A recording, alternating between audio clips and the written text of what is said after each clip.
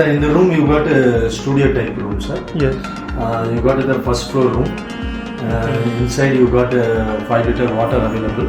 Okay. And a tea coffee maker is there, mini refrigerator, and a blanket also available. And the hot water system, whenever the key tag on the wall mount, first time it will take 45 minutes. Okay. Then after it's a continued cover because every room individual geyser system.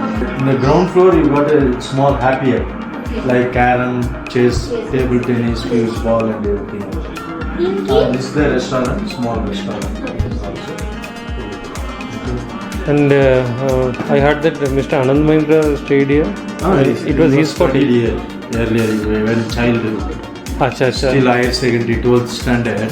Acha. From that building to completely restaurant, opposite to parking. It's very old heritage, 150 years old. And the other part almost 30 years old. Earlier it was called Danish, from Danish people. And it's he was staying that time. It's a bungalow. Thank you.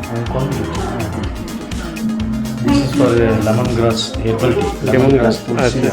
Lemongrass.